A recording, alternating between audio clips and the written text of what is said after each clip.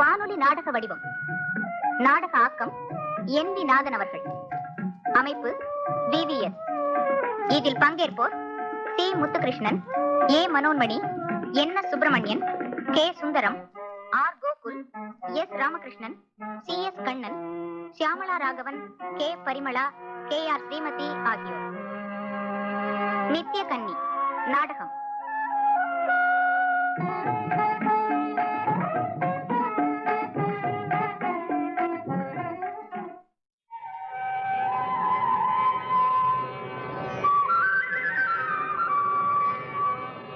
ஆஹா, அகன்ற புஜங்கள், அந்த கண்களில் வசீகர கதிர்கள், முடிகள் அலை மோதும் கரிய குழல் கற்றை. ஐயோ, தவறு. யாருன்னு விளங்காத புது ஒரு ஆடவனை பார்ப்பது பிசகல்லவா? இந்த இளமான் கல்யாணியின் சருமம் போல்தானே அவனுடைய வதனமும் மிருதுவாயிருக்கும்.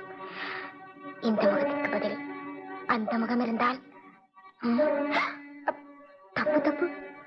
மாதவி, மாதவி, பகலில் கூடவா தூங்குகிறாய் மாதவி?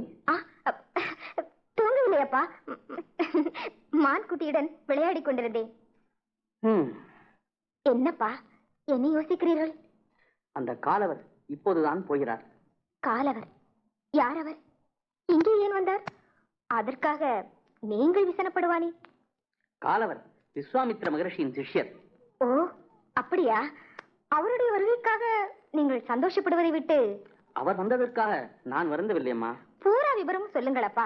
நீங்களே இப்படி தடுமாறினால்? அது ஒரு கதை கேளம்மா. இந்த விஸ்வாமித்திரரின் சிஷ்யன் காலவன் நல்ல அழகன். குருகுல வாழ்க்கை முடிந்ததும் குருதட்சணை கொடுத்தே தீர்வேன் என்று பிடிவாதம் செய்கிறான். பொறுமை இழந்த விஸ்வாமித்திரர் உடல் வெள்ளையாகவும் ஒரு காது மட்டும் கருப்பாகவும் உள்ள 800 குதிரைகளை கொண்டு தருமாறு அவனை பணிக்கிறார். அடே அப்பா, காலவன் கொடுத்து விட்டாராப்பா? ஹரியா பெண்ணே, ஏழை அந்தணருக்கு குதிரைகள் எங்கிருந்து கிடைக்கும்? காலவ முனிவர் கவலையினால் மெலிந்து விட்டார். குதிரைகளை சம்பாதிக்க பொருளும் இல்லை, பொருள் சேகரிக்க வழியும் அறியார். காலவரின் நண்பரான கருட பகவான் என்னிடம் வந்து குதிரைகளை யாசிக்கும்படி யுக்தி சொல்லி அனுப்பினாராம். அதற்காகத்தான் காலவ முனிவர் வந்துள்ளார். அந்த லட்சணம் உள்ள ஒரு குதிரை கூட நம்மிடம் இல்லையே அப்பா. அதற்காக தாங்கள் என்ன செய்ய போகிறீர்கள்? குதிரைகளுக்கு பதிலாக உன்னுடன் அனுப்புவதாக வாக்களித்து விட்டேன். அப்படி என்றால்? மாதவி, நீ காலவ முனிவருடன் போக வேண்டும். எந்த அரசனிடம் அந்த லட்சணம் உள்ள குதிரைகள் இருக்கின்றனவோ அவனை நீ மனம் புரித்தல் வேண்டும். அவனுக்கு ஒரு சந்ததி உண்டானதும் அதற்கு பிரதியாக காலவர் குதிரைகளை பெற்றுக்கொண்டு உன்னை என்னிடம் மீண்டும் அழைத்து வந்து விடுவார். அப்பா! மாதவி, உனக்கு அந்தணர்கள் அளித்தவரம் நினைவிருக்கலாம். ஒரு குழந்தை ஈன்றதும் நீ மீண்டும் கன்னித்தன்மை அடைந்து விடுவாய். அந்த வரத்தை இதைவிட மேலாக எந்த காரியத்துக்கம்மா உபயோகப்படுத்திக் கொள்ள முடியும்? ஆகையால் பரோபகாரம் செய்வதன் பொருட்டு. அப்பா, எனக்கு இஷ்டமில்லையாப்பா. தர்மாக்கியை மீறுவதற்கு உனக்கோ அல்லது எனக்கோ அதிகாரம் கிடையாது. என் தர்மத்தை குறித்து உங்களுக்கு கவலையே கிடையாதா? காலவ முனிவர் பிராமணர், அவர் கூடவா இதற்கு சம்மதித்தார்? மாதவி, உனக்கு நான் தான், உன் தந்தை தான் தர்மம். என் வார்த்தையில் தான் உனக்கு வேத வாக்கு. குழந்தை பெற்றவுடன் நீ திரும்பவும் கன்னி ஆகி விடுவாய். காலவரின் எண்ணமும் நிறைவேறிவிடும், என் தர்மமும் காப்பாற்றப்படும். அப்பா, நான் காலவர். மீண்டும் சொல்கிறேன், தர்மாக்கியை மீறுவதற்கு நமக்கு அதிகாரம் கிடையாது. நாளை காலை உன்னை அழைத்து போக காலவ முனிவர் வருவார். நீ தயாராக இரு, நான் வருகிறேன். ஆனால் நான் காலவரிடமே என் மனதை பறிகொடுத்து விட்டு மனதின் மூலம் மனகனையே ஆற்றிக்கொண்டேனே அப்பா.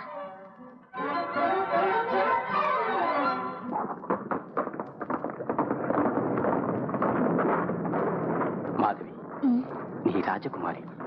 நீ நினைத்தால் விலாச வாழ்வு உன் காலடியில் வந்து விழும். எல்லாவற்றையும் துறந்து என்னுடன் தபஸ்வினியாக காலம் கழிப்பதற்கு துணிந்து விட்டாய். இது தெய்வாதீனம் தானே. ஆனால் இதன் முடிவு என்ன ஆகுமோ என்பதை என்னால் யூகிக்கவும் முடியவில்லை. என் குருநாதர் விஸ்வாமித்திரர் முன்கோபி. அவருடைய விருப்பம் திருப்திகரமாக நிறைவேற்றப்படாவிட்டால் நான் அழிய வேண்டியதுதான். இப்போது மத்தியான வேலை ஆகிவிட்டது. இன்று இந்த வனத்திலேயே தங்குவோம், யோசிப்போம். உங்கள் குருதேவரின் அருளால் நமக்கு நேரான வழி புலப்படும்.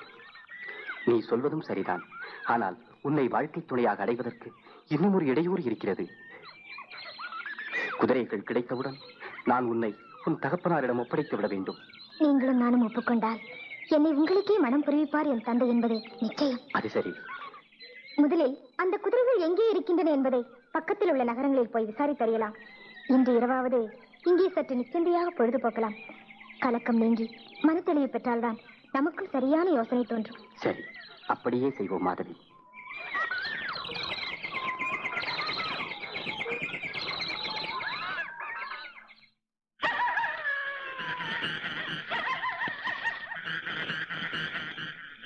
மாதவி, இந்த வனத்தின் தனிமையில் நாம் இருவரும் ஆசிரமம் கட்டிக்கொள்வோம்.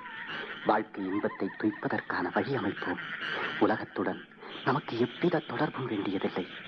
நாம் இருவரும் தான் நம் உலகம் அரசியல். நாமே நமக்கு பிரஜைகள்.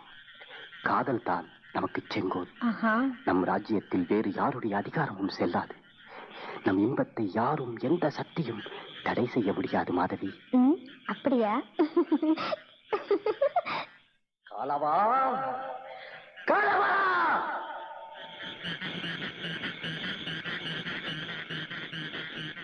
காலவா, உன்னுடைய பிரதிஜையை இதற்குள்ளாகவா மறந்தாய்?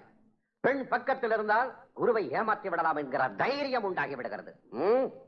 அதன் விளைவு என்ன ஆகும் என்பதை நீ நினைத்து பார்க்கவே இல்லை. நீசனே, உனக்கு மாதவி கிடைக்க மாட்டாள். சுவாமி, என்னை மன்னிக்க வேண்டும். தாங்கள் தான் என்னை காப்பாற்ற வேண்டும். மாதவியை என்னிடமிருந்து பிரித்து விடாதீர்கள். அவள் என் ஜீவனாகிவிட்டாள். அகம்பாவத்தினால் என்னை அவமானம் செய்ய துணிந்தாய். ஏனே, நீ அழிய வேண்டியதுதான். அறியாமை அல்ல, மோக அந்தகாரத்திற்கு நீ இரையானாய். பெண்ணை விஷம் போல் ஒதுக்க வேண்டும். அவளை கண்கொண்டு பார்ப்பது பிசகு என்று நான் உனக்கு உபதேசம் புரிந்ததெல்லாம் வீணாகிவிட்டது. சுவாமி, நானும் அவளும் மனமாற காதல் பூண்டுள்ளோம். அவளை மனைவியாக கொள்வதால்... சரி சரி, நீ யாரை மணக்கப் போகிறாய் என்பதை பற்றி எனக்கு அக்கறை இல்லை. எனக்கு சேர வேண்டிய குதிரைகள் எங்கே? குருவே, தங்களுக்கு தெரியாமல் என்ன இருக்கிறது? எனக்கு தெரியும். நீ முயற்சி செய்தாய், இப்போது அதை கைவிடும் தருவாயில் இருக்கிறாய். ஏற்கனவே காலதாமதமாகிவிட்டது. குருவே, தாங்கள் தான் குதிரைகளை நான் பெறுவதற்கான வழியை கூற வேண்டும். நான் கூறும் யோசனைப்படி உடனே காரியம் செய்வாயா? செய்கிறேன். தயங்குவாயோ? இல்லை. அயோத்தி அரசன் அரியசுவன், காசி மன்னன் திவோதாசன், போஜராஜன் உசீனரன், இந்த மூவரிடம்தான் நான் சொன்ன லட்சணங்கள் உள்ள குதிரைகள் உள்ளன. அவர்களிடம் மாதவியை அழைத்து போ. முறையாக ஒவ்வொரு அரசனுக்கும் அவளை மனம் புரிவித்து கன்னியா சுல்கமாக ஒவ்வொருவரிடமிருந்தும் 200 குதிரைகளை வாங்கி வா. மாதவி நித்திய கன்னி. ஒரு குழந்தை ஈன்றதும் மீண்டும் கன்னியாகி விடுவாள். ஒரு அரசக்கனி உண்டால் அவளை வேறு அரசனிடம் அழைத்து போகலாம். சுவாமி, பாக்கி 200 குதிரைகளுக்கு? அதை பற்றி அப்பால் யோசிக்கலாம். விரைவில் வேலையை முடி. இனியும் காலதாமதம் செய்தால் அழிவாய். ஐயோ, மாதவியை நான் மனைவியாக மனத்தால் வரித்து விட்டேன். அவளை பரபுருஷன் தீண்ட அனுமதிப்பதா? கடவுளே, கடவுளே, இது எவ்வளவு கேவலம்!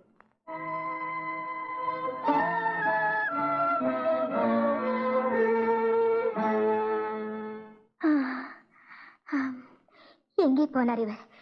இவரை கதிகலங்க செய்து ஓட வைத்து அந்த குரல் யாருடையது? போனவர் இவ்வளவு நேரமாகியும் திரும்பவில்லையே. இவரை தேடி தேடி நடந்து நடந்து கால்களின் வேதனையும் தாங்க முடியவில்லையே. வெடியும் நேரம் வேறு ஆகிவிட்டது. அதோ அந்த அந்த மரத்தடியில் அமர்ந்திருப்பது யார்? அவர்தான், அவர்தான். சுவாமி. மாதவி, என்னை தீண்டாதே. குருதட்சணை செலுத்துவதற்காக நான் உன்னை அழைத்து வந்தேன் என்பதை மறந்து விடாதே. சுவாமி, திடீரென்று ஏன் இப்படி எல்லாம் பேசுகிறீர்கள்? அந்த குரல் யாருடையது? வந்தது யார்? குருநாதர் விஸ்வாமித்திரர். அவரா? நீங்கள் அவரை அலட்சியம் செய்து பேசியது தவறு. அந்த தவறுக்காக கடுமையான தண்டனையும் விதித்து விட்டார். தண்டனையா? என்னது? குருதட்சணையை நான் விரைவில் செலுத்திவிட வேண்டும். இல்லாவிட்டால் அழிய வேண்டும். சுவாமி, அதற்காக மாதவி, நீ 3 அரசர்களை மணக்க வேண்டும். அதற்கு கன்யா சுல்கமாக 600 குதிரைகள் கிடைக்கும். 3 அரசர்களையா? நான் மனம் புரிய வேண்டுமா? இதை என்னிடம் சொல்ல உங்களுக்கு வெட்கமாக இல்லை? மாதவி. சுவாமி, குருதேவரிடம் நீங்கள் ஒன்றை விவரமாக கூறவில்லையா? நான் சொல்லாமலேயே அவர் எல்லாம் அறிந்திருக்கிறார். ஓஹோ, நான் சம்மதிக்காவிட்டால்? மாதவி, என் கண்ணி கழியாது. உண்மைதான், ஆனால் தன் மனையாளை வேறு புருஷன் தீண்டியான் என்பதை ஒரு புருஷனால் சகிக்க முடியுமா? நாம் வாழ வேண்டும் மாதவி.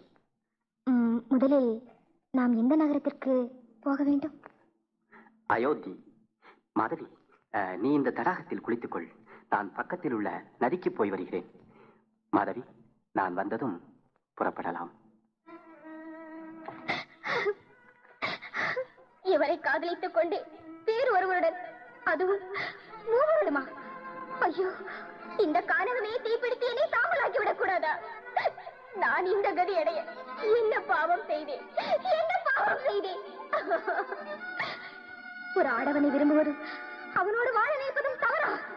பூமாதேவியே, அநியாயம் பெருகும் போது நீ வாய்விடப்பாயே. எனக்கு ஏற்பட்டுள்ள நிலைமை இப்போது உனக்கு புரியவில்லையா? பின் ஏன் வெடித்து என்னை இழுத்துக் கொள்ளவில்லை?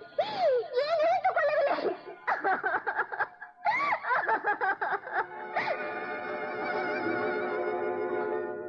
என் பத்தினி தெய்வத்தின் முதல் பலிபீடம் இதோ நெருங்கிவிட்டது. அயோத்தி மன்னன் அரியசுவன் அழகன். அவனோடு வாழ்ந்து அந்த சுகத்தில் மாதவி என்னையே மறந்து விடுவாளோ? மன்னன் பெரும் காமுகனாயிற்று. இவள் உயர்வை உணர்ந்து நடத்துவானா? கடவுளே, கடவுளே, என்னை ஏன் படைத்தாய்? அவள் பெயர் என்னவென்று சொன்னீர்கள்? மதனிகா? மாதவி. மாதவி அழகான பெயர்தான். மாதவி அழகிதானே? அந்தனரே, என்னுடைய புலன்களின் இச்சையை தீர்க்கக்கூடிய அழகிதான் எனக்கு தேவை. அதனால் தான் மாதவி அழகியா என்று கேட்கிறேன். அவள் வெளியில் இருக்கிறாள், அழைத்து வருகிறேன். கணவரே, இவளுக்காக என் குதிரைகளை தருவதற்கு ஒப்புக்கொள்கிறேன். ஒரு சந்ததி உண்டாகும் வரைதான் இவள் உன் மனைவி. பின்னர் அவளை நான் அழைத்து போய் விடுவேன். காலவரே, இங்கேயே அரண்மனையில் உங்களுக்கு வேண்டிய வசதிகள் செய்து தருகிறேன். இந்த விலையில்லாத மாணிக்கத்தை தேடி என்னிடம் கொண்டு வந்து அளித்த உங்களுக்கு நான் நன்றி காட்ட வேண்டாமா? இல்லை, நான் நகரத்திற்கு வெளியில் ஆசிரமம் கட்டிக் கொண்டிருக்கிறேன்.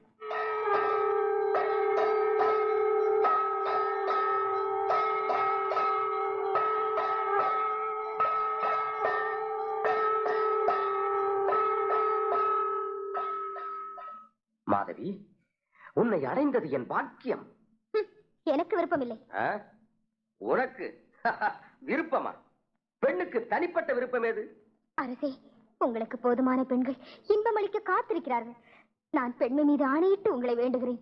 உங்களுக்கு இந்த குதிரைகள் பிரமாதம் அல்ல. முனிவர் யாசித்தால் தானம் செய்ய வேண்டியது அரசர்களின் கடமை. அவர் வேண்டிய குதிரைகளை கொடுத்து என்னை காப்பாற்றுங்கள் அரசே. குதிரைகளை கொடுத்து உன்னை காப்பாற்றத்தானே போகிறேன். அரசே, நான் என்னை அழைத்து வந்த முனிவர் காலவரையை மனமாற வரித்து விட்டேன்.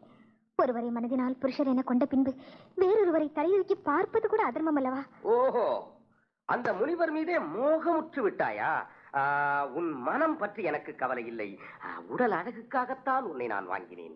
மாதவி, காமத்துக்கு திருப்தி கிடையாது, போகத்துக்கு எல்லையும் கிடையாது. பெண் எனக்கு போக வஸ்து. நிறுத்துங்கள் உங்கள் பேச்சை.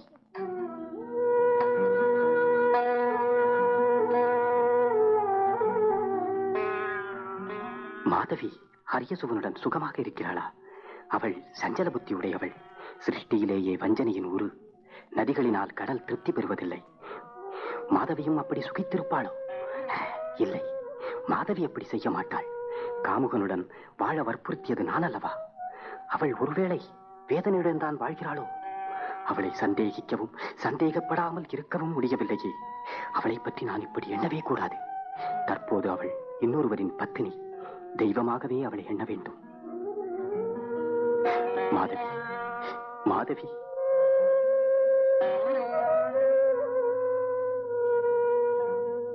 முனிவரே, அந்தணராக இருந்தும் நீங்கள் இப்படி சூழ்ச்சி செய்வீர்கள் என்று நான் எதிர்பார்க்கவே இல்லை. சூழ்ச்சியா? என்ன அது? அழகுக்கும் அழிவற்ற இளமைக்கும் ஆசைப்பட்டு மாதவி 200 குதிரைகளை கொடுத்தேன். ஆனால் அவள் ஜடம் போல் என்னிடம் உணர்ச்சியின்றி பழகினாள்.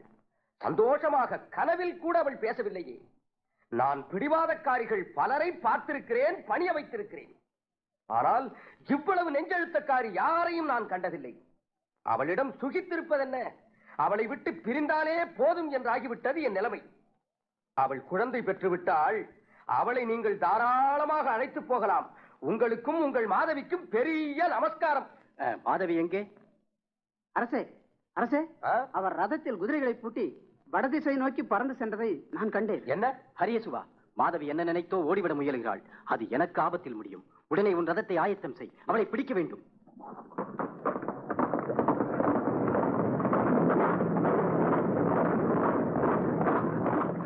அதோ அதோ தேர்.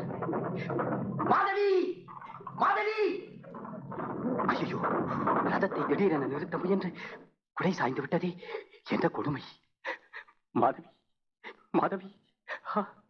தலையில் காயம், ரத்தம். சாரதி, அருகில் ஜலம் கிடைத்தால் இந்த உத்திரியத்தில் நனைத்து வா. மாதவி, மாதவி! நீங்களா? காலவரே, என்னை தீண்ட உங்களை அனுமதித்தது யார்? மாதவி, ஆபத்திற்கு பாவம். ஆபத்திற்கு கண்ணம் தொட்டு விளையாடவா? விளையாடவில்லை. முனிவருக்கு இது அழகன்று. சாரதி, வந்து விட்டாயா? ரதங்களை போட்டு போகலாம்.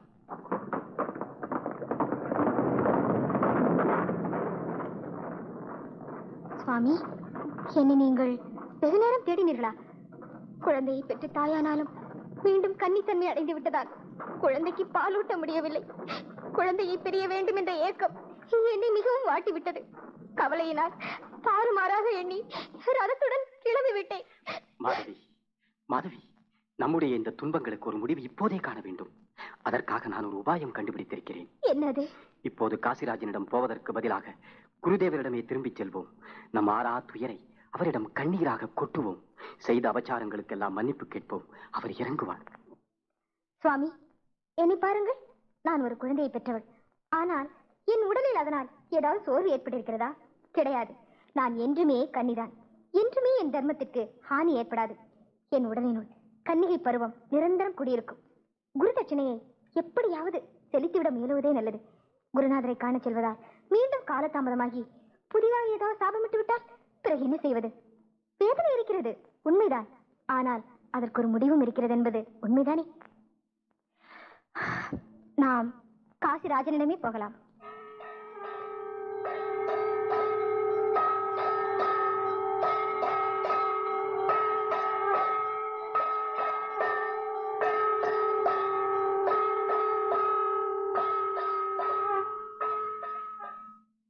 மாதவி, மாதவி, நான் திவோதாசன்.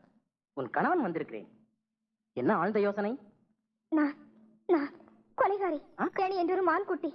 நானும் காலவரும் வனத்தில் மகிழ்ந்திருப்பதற்கு இடைஞ்சலா இருந்ததால் அதனை கழுத்தை பிடித்து நெருக்கி. மாதவி, என்னை மன்னித்து விடுங்கள். கல்யாணியை நான் கொல்லவில்லை, அதுவே இறந்து விட்டது. எனக்கு திடீரென்று என்னமோ ஆகிவிடுகிறது. மண்டையில் ஏதோ கொந்தளிப்பு. என்ன செய்கிறேன் சொல்கிறேன் என்பது எனக்கே புரிவதில்லை. பிறகுதான் தெளிவாகிறது. ஒருமுறை தேர்க்குடை சாய்ந்து தலையில் காயம் பட்டு விட்டது. அதனால்தான். காலவர் உன்னை தீண்டி இருக்கிறாரா? உங்களை மணந்த பின்னர் அவர் என்னை தீண்டவில்லை. அதற்கு முன்னர் தான்.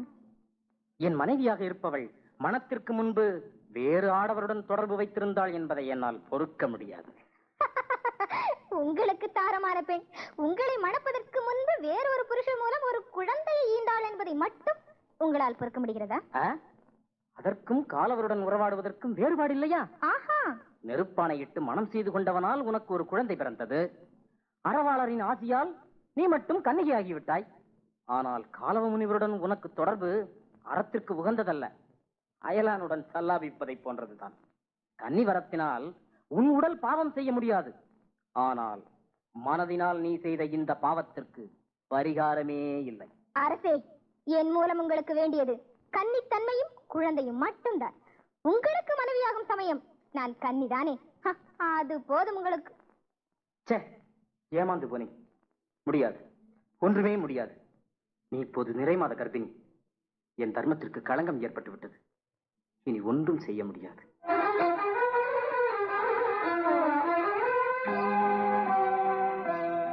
காலவரே, மாதவியை நீங்கள் மனதால் வரித்ததே பெரும் தவறு.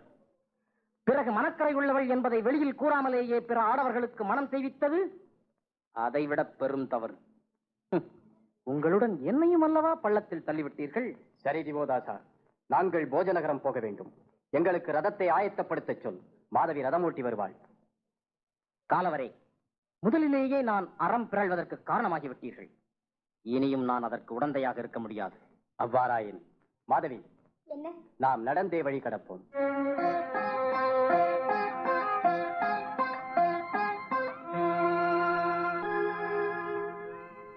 சுவாமி, நீங்கள் ஏன் மிகவும் இழைத்து விட்டீர்கள்? நீ மாத்திரம் என்ன மாதவி? எனக்கு என்ன, நான் முன்போலவே தான் இருக்கிறேன். என்னை பாருங்கள். இல்லை, உன் உடம்பு என்னவோ முன்போல் தான் இருக்கிறது. ஆனால் நீ ஒரு நிழல் போல் தான் தோன்றுகிறாய். ஏன் இந்த மாறுதல்? என்னால் உனக்கு எவ்வளவு வேதனை. ஆனால் நானும் பித்தம் பிடித்த நிலையில் தான் இருக்கிறேன். ஆண்டவனையே பூஜித்திருக்க வேண்டிய நான் எந்த நேரமும் உன்னையே ஆராதனை செய்து கொண்டிருந்தேன். மாதவி, காமனோவு என்னை பீடித்து அனலாக தகிக்கிறது. மாதவி, முன்பொரு முறை இப்படி நேர்ந்த போது குருதேவரின் குறுக்கீட்டால் அது கீழே அமுக்கப்பட்டது. இப்போது மாதவி, மாதவி. சுவாமி, புலனடக்கத்துக்கு எடுத்துக்காட்டாக இறங்க வேண்டிய உங்களுக்கு இந்த பலகீனம் சோபை அளிக்கவில்லை. உனக்கென்ன? நீ பேசுவாய். நீ இருமுறை மணந்தவள். ஆனால் என் துயரம் நீ எப்போது அறிவாயோ? என்ன சொன்னீர்கள்? இருமுறை மணந்தவள்? ஐயோ, அந்த அந்தப்புற வாழ்க்கை நான் அனுபவித்தவள் என்று நீங்கள் நினைக்கிறீர்களா? கடவுளே, ஒவ்வொரு முறை அந்த ஆடவர்கள் என்னை தீண்டும் போது நான் அருவருப்பால் புழுப்போல் துடித்தது உங்களுக்கு தெரியாதா? நெஞ்சம் ஒருவனுக்கும் மஞ்சம் வேறொருவனுக்கும் என்ற துயரம் போல கொடிய வேதனை வேறு ஏதோ இருக்க முடியும். நான் தடுக்காவிட்டாலும் ஒவ்வொரு முறையும் என்னை அவர்கள் பலாத்காரமாக பணிய வைத்தார்கள். இந்த கேவலத்தை நான் எனக்காகவா மேற்கொண்டேன்? சொல்லுங்கள். சதா சர்வ காலமும் உங்களையே நினைத்து நினைத்து சில சமயம் சித்த பிரமை கூட எனக்கு பிடித்து விடுகிறது. அந்த நிலையிலும் உங்களை மட்டும் நான் மறப்பதில்லை சுவாமி. உங்களிடம் நான் அன்பு கொண்டதால் பைத்தியக்காரி என்ற பட்டத்தையும் தாங்கிக் கொண்டிருக்கிறேன். ஆனால் நீங்களோ நான் இருமுறை மணந்தவள் என்று கேலி பேசுகிறீர்கள். கேலி பேசுகிறீர்கள். உன்னை கண்ணால் காண்பதற்கும் நான் அருகதையற்ற என்னை. சுவாமி, பொறுங்கள். காலம் மாறும். எப்போதுமே இருட்டாக இருந்து விடாது. இனி நாம் போக வேண்டியது போஜநகரம். மன்னர் பெயர் உசீனரன்.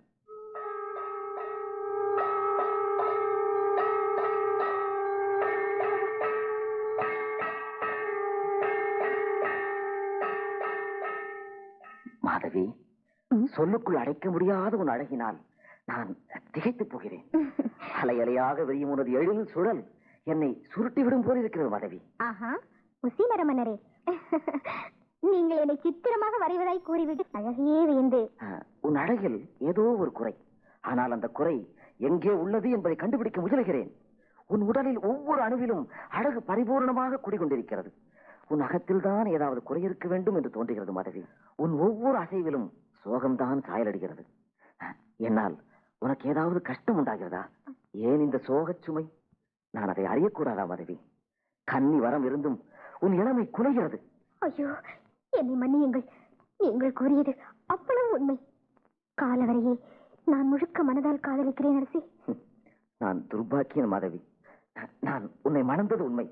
ஆனால் நான் உன்னை இதுவரை தீண்டவும் இல்லை மாதவி. நான் என்னிடம் உள்ள 200 குதிரைகளையும் உனக்காக கொடுத்து விடுகிறேன். நீ காரவரை மனம் புரிந்து கொள். இருவரும் மகிழ்ச்சியோடு சந்தோஷமாக வாடுங்கள். அரசே, உங்களை நான் உடலாலும் உள்ளத்தாலும் நன்றியோடு வணங்குகிறேன். ஆனால் நீங்கள் ஒரு முக்கியமான விஷயத்தை மறந்து விட்டீர்களே.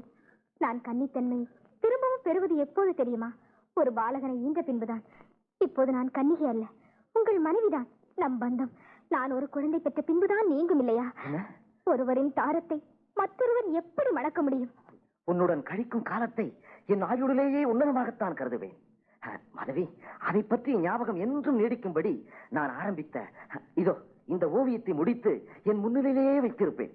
உன்னை பிரிவதால் ஏற்படும் வேதனையை காவியமாக செதுக்குவேன் மாதவி.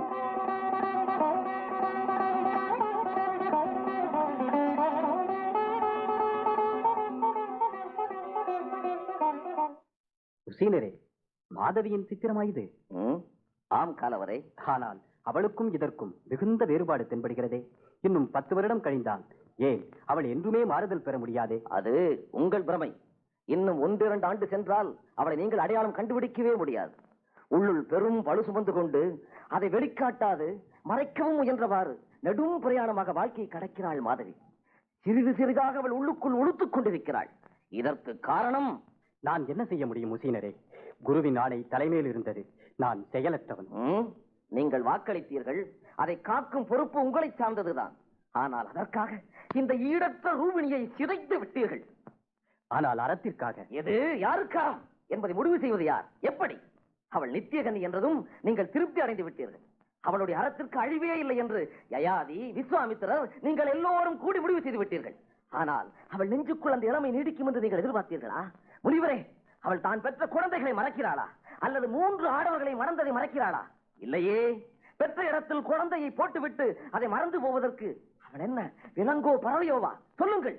பிராணிகள் கூட தங்கள் குழந்தைகளை பார்ப்பதற்கு அக்கறை அகரணைகளாக தாழ்த்தப்பட்ட அவர்களுக்கு கிடைக்கும் இயற்கை இன்பத்தை கூட நீங்கள் அவளுக்கு அளிக்க மறுத்து விட்டீர்கள். காரணம் கேட்டால் அறம் என்கிறீர்கள், தர்மம் என்கிறீர்கள். என் நிலையில் நீங்கள் வேறு என்ன செய்திருப்பீர்கள்? நானா? அவளை அரியாசனத்தில் அமர்த்தி இருப்பேன். வலிமையுள்ள விஸ்வாமித்திரர் முன்னிலையில் அவளுக்காக என் உயிரை துறக்கவும் தயங்க மாட்டேன். அப்படியானால் நான் இனி என்ன செய்ய வேண்டும்? காலவரே, மறைவோதிய நீங்கள் இப்படி கேட்டு என்னை வெட்கப்படுத்தக் கூடாது. உசீனரா, குருதேவர் தர்மம் தெரிந்தவர். இல்லை என்று நான் சொல்லவில்லை. தபஸ்வியின் தர்மத்தை இல்லறத்தார் மீது தெளிப்பதால் என்ன பிரயோசனம்? சமூகத்துக்கு விதிவகுக்கும் சான்றோர்கள் சமூகம் என்பது சாதாரண மனிதர்களால் ஆனது என்பதை நினைவில் வைக்க வேண்டும். போகட்டும். முனிவரே, உங்களை வேண்டுகிறேன். மாதவியின் வாழ்க்கை இனியும் வீணாகாதவாறு பார்த்துக் கொள்ளும் பொறுப்பு உங்களை சார்ந்தது. என்னால் முடியுமா? உங்களால் முடியும். உங்களால் தான் முடிய வேண்டும்.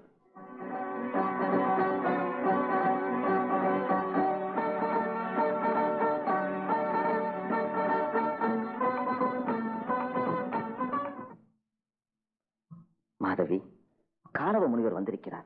உன்னை அழைத்து போக நீ என்னை பிரிய வேண்டும் மாதவி. ஆமாம், ஆனால் நான் எப்படி உன்னை பிரிந்திருக்க முடியும்?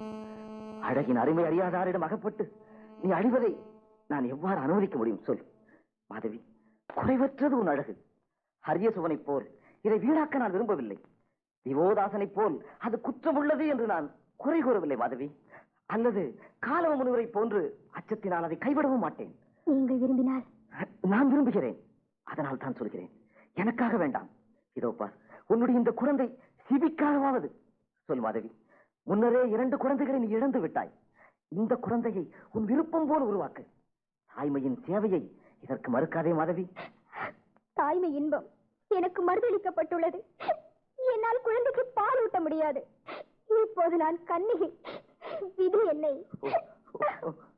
மாதவி, பதட்டத்தில் பேசிவிட்டேன். பிரிவு வேதனையின் வேகத்தை என்னால் தாழ முடியாது பேசிவிட்டேன். அரசே. மாதவி, நீ காலவ முனிவருடன் போ. அரசே, நீங்கள் மட்டும் என் கணவராக இருந்திராமல் உடன் பிறந்த உறவில் உங்களுடன் பழகும் தருணம் எனக்கு வைத்திருக்க. அப்படியாக இருந்தால் உங்களால் எனக்கு எவ்வளவு நிம்மதி கிடைத்திருக்கும். மகா புருஷரை காலத்தில் யாராவது இருக்கிறார்களா என்றால் உசீனரர் தான். ஆம் மாதவி, உசீனரன் மகா புருஷன் தான். உனக்கு ஏற்பட்ட கஷ்டங்களுக்கு நானே காரணம் என்று அவன் என்னை இடித்து உரைத்த போது நான் அயர்ந்து விட்டேன். மேற்கொண்டு நான் செய்ய வேண்டியது என்ன என்பதையும் விளக்கினான். இனியும் நாம் இவ்வாறு ஒதுங்கி இருப்பது தவறு. நீ என் மனைவியாக வேண்டும்.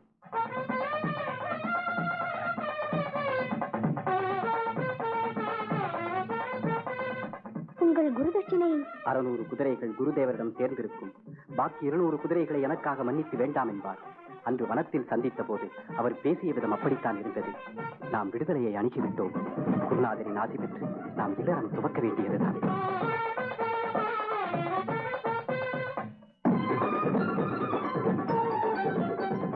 நமஸ்காரம் குருதேவா. காலவா, சுவாமி, இவள்தான் யயாதியின் புத்திரியா? ஆம் சுவாமி, மாதவி இவள் பெயர். இவள் ஒரு குழந்தை என்றால் 200 குதிரைகளுக்கு நிகராகிவிடும், அப்படித்தானே? ஆம் சுவாமி. மாதவி, நீ சற்று ஆசிரமத்துள் போயிரு. காலவனுடன் நான் தனிமையில் பேச வேண்டும்.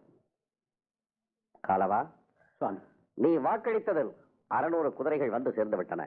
பாக்கிக்காக நீ என்ன செய்ய போகிறாய்? எனக்கு தெரிந்த மட்டில் இனி அம்மாதிரி குதிரைகள் எங்கும் கிடையாது சுவாமி. நீங்கள் வனத்திற்கு வந்திருந்த போது 600 குதிரைகள் கிடைத்த பின் யோசிக்கலாம் என்றீர்கள். இப்போது அதனால் என்ன? இன்னும் 200 குதிரைகள் எனக்கு வேண்டுமே. அவை எங்கிருக்கின்றன என்பதையாவது தாங்கள் சொன்னால். எங்கும் கிடையாது. கிடையாதா? அப்படியானால் நான் என்ன செய்ய வேண்டும் என்பதையாவது சொல்லுங்கள் சுவாமி. தாங்கள் தான் என்னை காக்க வேண்டும். நானும் ஏன் அந்த அரசர்களைப் போல் செய்யக்கூடாது? மாதவி மூலம் நானும் ஒரு சந்ததி உண்டாக்கிக் கொள்ளுகிறேன். பாக்கி குதிரைகளுக்காக அது இருக்கட்டும், எனக்கும் சந்ததி வேண்டும் என்று ஆவல். சுவாமி சுவாமி சுவாமி. காலவா, வேறு என்ன செய்வது? இப்படி செய்வதில் தவறு ஏதும் இல்லை. எனக்கு ஒரு குழந்தை தேவை, நான் அவளை மணக்கிறேன். சுவாமி, நான் நான் அவளை தங்களுக்கு தெரியும். தெரியும் தெரியும், மனதால் வரித்து விட்டாய்.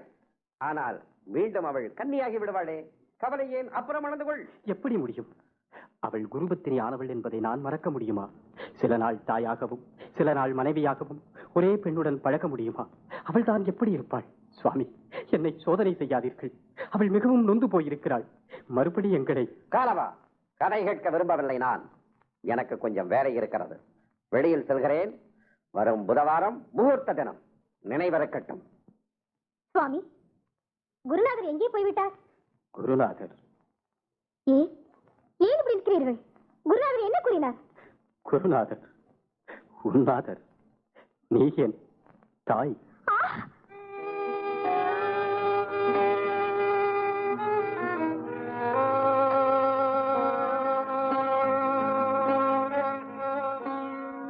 மாதவி, என்ன யோசனை செய்கிறாய்? வருகிற புதவாரம் நல்ல நாள். சுவாமி, என்னை கொஞ்சம் கொஞ்சமாக சித்திரவதை செய்யாதீர்கள், கொன்று விடுங்கள். உன்னை கொல்வதா? ஏன்? என்னை உங்கள் புதல்வியை நீங்கள் ஹிம்சிப்பீர்களா? மாதவி, நேற்றும் இன்றும் நாளைக்கும் நீ என் புத்திரிதான். ஏனென்றால் நீ என்னிலும் இளையவள். புதன்கிழமையிலிருந்து உனக்கு ஒரு குழந்தை பிறக்கும் வரை நீ என் மனைவி. ஏனென்றால் அக்னி சாட்சியாகவும் வேத பிரமாணமாகவும் நான் உன்னை கல்யாணம் செய்து கொண்டு விடுவேன். குழந்தை பெற்ற பிறகு நீ மீண்டும் எனது மகள்தான். ஏனென்றால் நீ மீண்டும் கன்னிகையாகி விடுவாய். எனக்கு தெரியும், எனக்கு தெரியும். காலவனும் நீயும் இல்லறம் ஏற்க விரும்புகிறீர்கள். மாதவி, மனம் போன போக்கில் செல்வது பெண்ணுக்கு அதர்மம். மாதவி, ஆசையை ஒழி, அவன் உனக்கு கிடைக்கவே மாட்டான். அதனால் தான் என்னை கொண்டு விடுங்கள் என்று சொல்லுகிறேன். சென்றதை மறந்து நடக்க வேண்டுவதை கவனி. புதன்கிழமை என்று நீ என் சகதர்மிணி ஆகி விடுவாய். அதற்கு உன்னை ஆயத்தம் செய்து கொள். எனது தவ வாழ்வுக்கு துணை புரி. அதனால் நீ நல்கதி பெறுவாய். சுவாமி,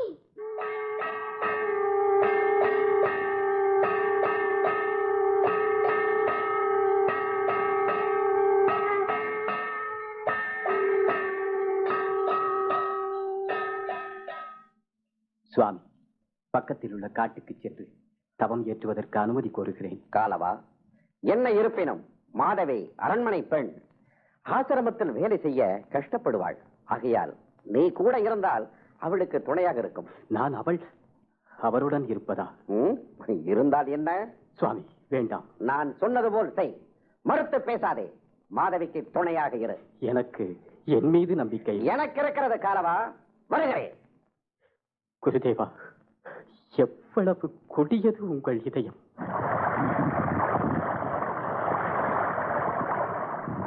மாலதி, உனக்கு விஷயம் தெரியும் அல்லவா?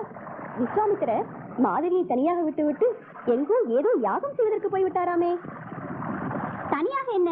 சிஷ்ய பிள்ளை காலவனின் பாதுகாப்பில் தானே விட்டு போயிருக்கிறார். சரிதான். காலுக்கு பூனை காவலா? அதென்ன விஷயம்? சிஷ்யன் காவல் இருப்பது தவறு என்ன? சரிதான். உனக்கு ஒன்றுமே தெரியாதா? விஸ்வாமித்திரரின் மனைவி ஒரு ராஜகுமாரி. ஓஹோ. ஒரு குழந்தை பெற்றவுடன் முன்போலவே கன்னியாகி விடுவாள் என்று முனிவர்கள் அவர்களுக்கு வரம் கொடுத்திருக்கிறார்களாம். இந்த காலவன் பரம தரித்திரன், பிடிவாதக்காரன். குருதட்சணை கொடுத்தே தீர்வேன் என்று கூறினான். விஸ்வாமித்திரை தெரியாதா? கோபம் வந்து விட்டது. உடல் வெள்ளையாக ஒரு காது மட்டும் கருப்பாக உள்ள 800 குதிரைகளை கொண்டு வர சொல்லிவிட்டார். தரித்திர நாராயணன் என்ன செய்வான்? பிச்சைக்கு புறப்பட்டான். பிரதிஷ்டா நகரம் போய் யயாதியிடம் குதிரைகளை கேட்டான். அவனிடம் குதிரைகள் இல்லை. அவன் மகள் தான் இந்த மாதவி. குதிரைகளுக்கு பதிலாக புதிர்வையை தானம் செய்து விட்டான். 3 அரசர்களிடம் 200 குதிரைகளாக 600 கிடைத்தது. அவைகளுக்காக அந்த 3 அரசர்களையும் அவள் மணந்து 3 குழந்தைகளை பெற்றானாம். பாக்கி குதிரைகளுக்காக குருவே கல்யாணம் செய்து கொண்டு விட்டார். கதை எவ்வளவு அழகா இருக்கிறது! அநியாயமாக இருக்கிறதே. 3 அரசர்களை மணந்த ஒரு பெண்ணை இந்த முனிவர் எப்படி மன ஊப்பி கட்டிக்கொண்டார்? அவளுக்குத்தான் மறுபடியும் கன்னித்தன்மை வந்து விடுகிறது. கதையில் வேடிக்கை என்ன தெரியுமா? அந்த பெண்ணுக்கும் சிஷ்ய பிள்ளைக்கும் கள்ள நட்பு உண்டா? அடடே, இந்த அதிசயத்தை பார்க்கவில்லையே. என்ன? இவள்தான் விஸ்வாமித்திரரின் மனைவி. யாருமா நீ? இந்த இடத்திற்கு புதியவளாக இருக்கிறாய். நான் மாதவி. மாதவியா? கௌசிக மகரிஷியின்? ஆமா. இங்கே குளிக்கலாம் என்று அனுமதி தந்தது யார்? நாளையிலிருந்து நீ இங்கே வந்து குளிக்க கூடாது. ஏனா இந்த துறையில் பதிவிரதைகளான ரிஷி பத்தினிகளும் புத்திரிகளும் தான் நீராடலாம். நானும் ரிஷி பத்தினி தான். ரிஷி பத்தினியாக இருந்தால் போதுமா? பதிவிரதையாக இருக்க வேண்டாமா? நான் அப்படி இல்லை என்று உங்களுக்கு யார் சொன்னது? பதிவிரதையாமே பதிவிரதை. எந்த பதிக்கு விரதையம்மா நீ? முதல் பதிக்கா, இரண்டாவது மூன்றாவது கணவர்களுக்கா, இப்போதைய கணவருக்கா? இல்லாவிட்டால் உன் கள்ள காதலன் காலவனுக்கே தானோ? நீ விஸ்வாமித்திரரின் மனைவியா இருந்தால் எங்களுக்கு என்ன? தெய்வம் இல்லையா? தர்மம் இல்லையா? இத்துறையில் நீ குளிக்க வரவே கூடாது. சங்க தோஷம் என்பார்கள். ஸ்திரீகளுக்கு விபச்சாரிகளின் சங்கம் மகாதோஷம். விபச்சாரியா? நானா? இல்லை இல்லை இல்லை.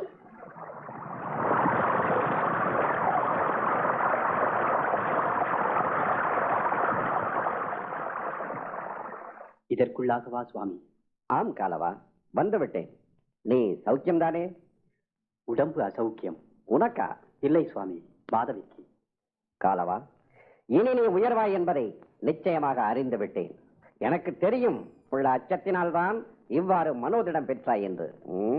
சரி, இனி அவளுக்கு என்ன செய்ய வேண்டும் என்று பார்க்கலாம்.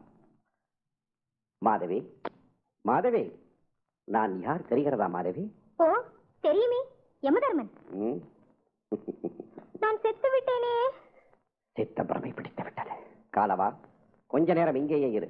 இதோ வருகிறேன் பச்சிலைகளோடு. சுவாமி, என்னை பைத்தியக்காரியாகவே இருக்கும்படி அருள் செய்யுங்கள். அந்த நிலையில் எனக்கு ஒருவித கவலையும் தெரியாமல் இருக்கிறது. மாதவி, நீ சொல்வது உண்மைதான். நீ பிறந்ததே பெரும் தவறு என்று தோன்றுகிறது. அற்புதமான அழகு உலகில் அனர்த்தத்தை விளைவிக்கிறது. உன் கன்னிப் பருவம் குலையாது என்று முனிவர்கள் அளித்த வரம் இயற்கைக்கு விரோதமானது. அதனால்தான் விதி உன் பாதையில் இவ்வளவு இடர்களை எரிந்தது போலும். உண்மையாக உன் அழகு என்னையும் சற்று மயக்கிவிட்டது. நான் மோகவசமானது தவறுதான். ஆனால் எல்லோரையும் எல்லாவற்றையும் இயற்றி இயக்கும் மகாசக்திக்கு முன் நான் ஒரு துரும்பு. சந்ததி உற்பத்தியானதும் நான் உன்னை அனுப்பிவிடுகிறேன். உங்களுக்கிடையில் நான் குறுக்கிடவில்லை.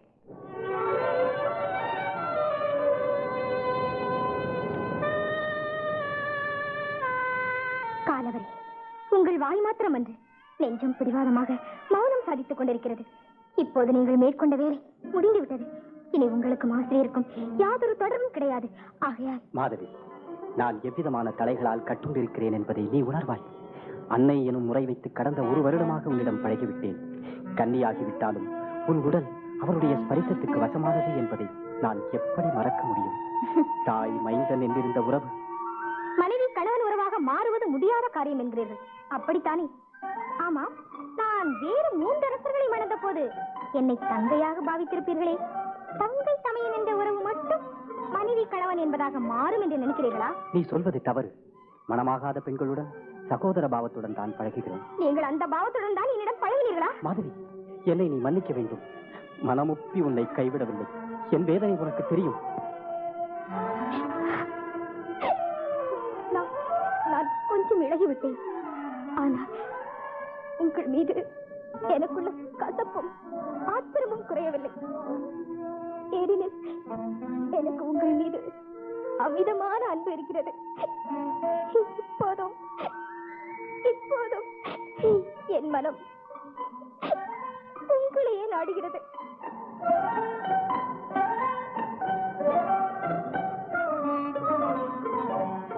தந்தையே. மாதவி, முனிவர்களின் விருப்பத்தை நிறைவேற்றி தேவர்களுக்கு பிரீதியான பெரிய காரியம் செய்து விட்டாய். முனிவர்கள் அளித்த வரம் உனக்கு இம்மைக்கு மட்டுமல்ல மறுமைக்கும் ஒரு உன்னத ஸ்தானம் வழங்கிவிட்டது. என் செல்வியால் எனக்கு இவ்வளவு நான் பூரிப்புக் கொள்கிறேன். ஆனால் உன்னை பார்த்தால் ஏதோ கவலையாக தோன்றுகிறாய். உனக்கு என்னம்மா கவலை? நீங்கள் இருக்கும்போது எனக்கு என்ன கவலை அப்பா? நீ பொய் சொல்லுகிறாய். பெண்ணே பொய்தானே அப்பா. பெண் பொய் என்று யார் கூறினார்கள்? பெண் அன்னை, தெய்வம். ஆமாம், தெய்வம் தான். நெருப்பாக எரியும் தெய்வம், காற்றாக தள்ளாடும் தேகம். உன் தந்தையிடமா இப்படி பேசுகிறாய் மாதவி? உள்ளத்தில் உள்ளது வெளிப்படையாக கூறினால் தானே என்னால் ஏதாவது செய்ய முடியும். அப்பா, உங்கள் மனம் நோக்கும்படி நான் ஏதாவது சொல்லியிருந்தால் மன்னித்து விடுங்க. மாதவி, உன்னை பிடித்திருக்கும் வேதனை என்னவென்று என்னிடம் சொல்லக்கூடாதா? நான் என்ன அந்நியனா? நான் என்னப்பா சொல்லட்டும்? முனிவரின் விருப்பத்தை பூர்த்தி செய்து விட்டேன். ஆனால் அதனால் எனக்கு பெரும் துயரம். மகாத்மாக்களின் செயல் பற்றி இவ்வாறு பேசக்கூடாது மாதவி. பேசக்கூடாது, ஆனால் பேசும்படியாகத்தானே இருக்கிறது அவர்களுடைய தன்மை. அப்பா, நான் உலகத்தை பார்த்தேன். மனிதர்கள் விலங்குகளை காட்டிலும் அற்பர்களாக இருக்கின்றார்கள். மனித நடமாட்டமே இல்லாத கானகத்திற்கு சென்று தபஸ்வினியாக காலம் கழிப்பதே சிறப்பாக தோன்றுகிறது எனக்கு. அப்பா, நான் ஏதாவது வனத்திற்கு போகட்டுமா? சின்னஞ்சிறு பெண்ணி, உனக்கு இவ்வளவு விரக்தி ஏற்படும்படி என்னதான் நடந்துவிட்டது? நீ 4 கணவர்களை மணந்திருக்கலாம், ஆனால் நீ புனிதமானவள் தானே. நீ நித்திய கன்னி. உனக்கு அதர்மம் ஏது, பாவம் ஏது? நீங்கள் இப்படி சொல்லலாம் அப்பா. ஆனால் ரிஷி பத்தினிகளையும் புத்திரிகளையும் கேளுங்கள். அவர்கள் சொல்வார்கள் நான் நான் விபச்சாரியான் என்று. அப்பா, என் உடலை 4 கணவர்கள் தீண்டி இருக்கிறார்கள். அப்படி இருக்க நான் கரையற்றவள் என்று கூறுவது எப்படி? இந்த களங்கத்தை கழுவவே நான் தபஸ்வினியாக காலம் கழிக்க வனம் புக விரும்புகிறேன் அப்பா. அது யார் எது கூறினாலும் சரி, உனது ஆத்மா தூய்மையானது. ராஜபோகம் உனக்காக காத்திருக்கிறது. நீ ஒரு அரசகுமாரனை மணந்து. அப்பா, எனக்கு மறுபடியும் மனமா? ஆம், சுயம்பரத்துக்கு கூட நாள் வைத்தாயிற்று. வேண்டாம் அப்பா, எனக்கு மனமே வேண்டாம். ஆடவர்களின் தொடர்பே வேண்டாம் அப்பா. அதை யாராவது ஒரு ஆடவன் உன்னை கேவலமாக நடத்தியிருக்கலாம். அதற்காக ஆண்கள் எல்லோரையுமே நிராகரிக்கலாமா? சுயம்பரத்தில் உன் மனத்திற்கு பிடித்த மணாளனை தேர்ந்து கொள். அப்பா, நான் கன்னிகையாக இருக்கும் போதே காலவரிடம் ஆசை கொண்டேன் அப்பா. அவரை நான் இன்னும் மறக்கவில்லை அப்பா. என்ன காலவரிஷியா? ஆமா. ஓ, அவரையும் சுயம்பரத்திற்கு அழைத்தால் போயிற்று. அவர் வரமாட்டார் அப்பா. குருதேவரின் விருப்பத்திற்கு விரோதமாக அவர் நடக்கவே மாட்டார். அப்படியே அவர் வந்தாலும் நான் அவருக்கு மாலையிட மாட்டேன். நீ பேசுவதெல்லாம் விசித்திரமாய் இருக்கிறது. அதனால் தான் வனவாசம் செய்ய ஆசைப்படுகிறேன் அப்பா. மாதவி, உன் வரபலம் உன் அறத்தை காக்கிறது. மனமானால் மகிழ்ச்சி காணலாம். மாதவி, பைத்தியக்காரி போல. உண்மை, நான் பைத்தியக்காரி என்பது எனக்கு அவ்வப்பொழுது பைத்தியம் பிடிக்கிறதப்பா.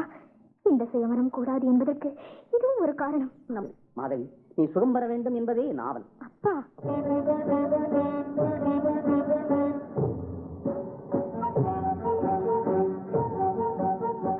மாதவிக்கு சுயம்பரம். மாதவிக்கு சுயம்பரமா? பெண்கள் நம்பிக்கைக்கு பாத்திரமானவர்கள் அல்லர் என்று குருதேவர் சொன்னது உண்மைதான். மாதவி அதற்கு எப்படி விதிவிலக்காக முடியும்? நான் இந்த பக்கம் வந்ததும் என்னை மறந்து விட்டாள். சுயம்பரத்திற்கும் ஏற்பாடாகிவிட்டது.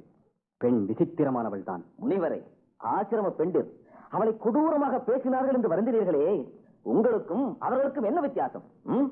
மாதவி பெண் சஞ்சல புத்தியுடையவளாக இருக்கலாம்.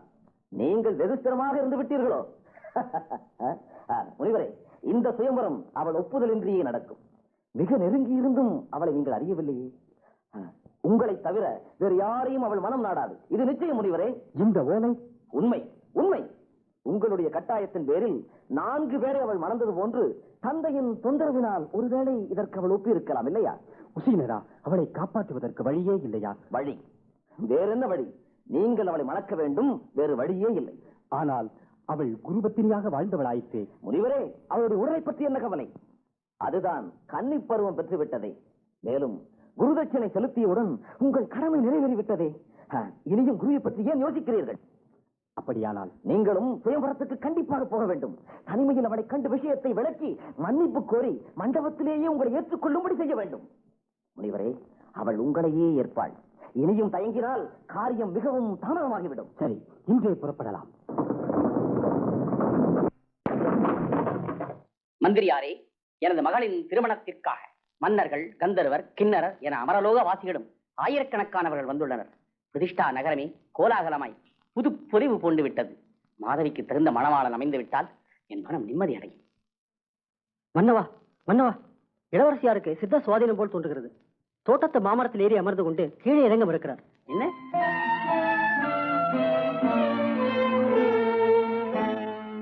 மாதவி, மாதவி, மரத்தை விட்டு கீழே இறங்கம்மா. இறங்க மாட்டேன். போங்களப்பா. என் வார்த்தையை ஒரு நாளும் மீறாதவள் இன்று ஏன் இப்படி? புத்தி சுவாதீனம் இல்லையா?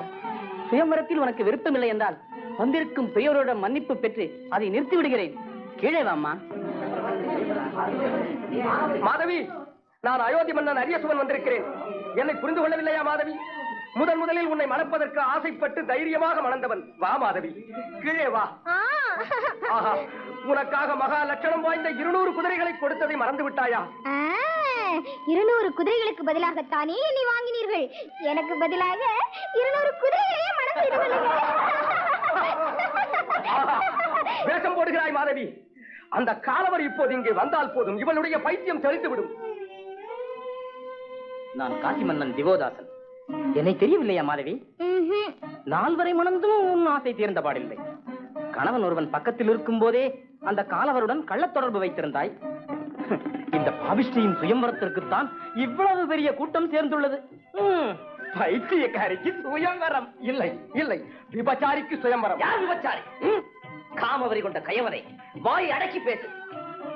ஹரியசுவா, மாதவி தெய்வீக வரம் பெற்றதால் 4 வரை மணந்தாலும் கன்னியாகவே இருக்க முடிந்தது. காலவ முனிவரை காதலித்ததால் அவளை விபச்சாரி என்று வாய் கூசாமல் ஏசுகிறாய். ஆனால் எண்ணற்ற பெண்களை நாட்டிலே சிறுங்கார ஆட்சி நடத்துகிறாய்.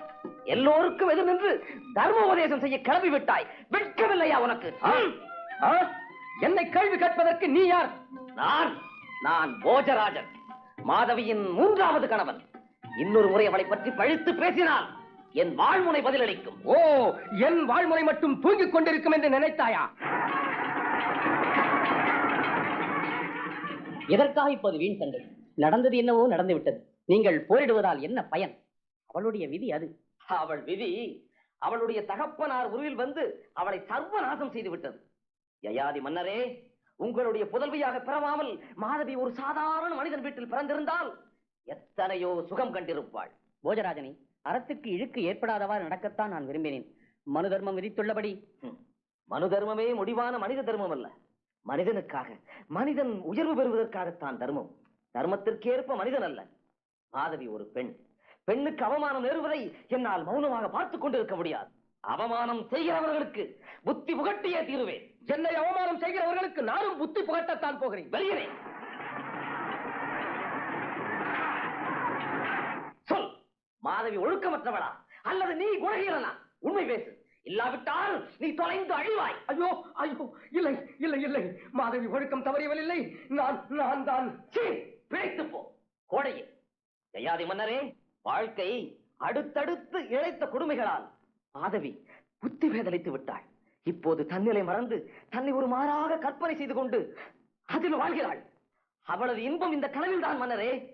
கனவு கலைந்தால் நிச்சயம் மரணமும் ஏற்படலாம். முதலில் அவளை கீழே இறக்க வேண்டுமே. மாதவி, மாதவி, அருகே அழகான தடாகம் உள்ளது. அதில் உன் தோழிகளுடன் விளையாடவா? மாதவி, இது வருகிறேனே. வா மாதவி, இதோ இந்த ஏணியில் கால் வைத்து அப்படித்தான் மெல்ல மெல்ல மெல்ல. உசீனரா, தொலைந்து உன்னதமான உயிரை கயவன் மறைந்து நின்று கொன்றுவிட்டு ஓடிவிட்டானே. உசினரா, உசினரா.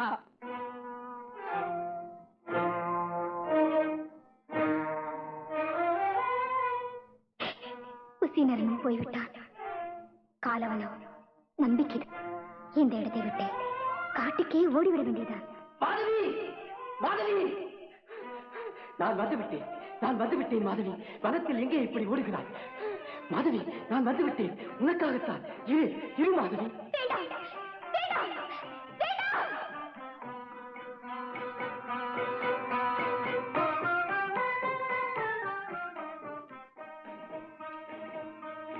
மாதவி, மாதவி, ஐயோ மாதவி, சுவடு கூட தெரியாமல் ஓடி மறைத்து விட்டாயே. மாதவி, மாதவி.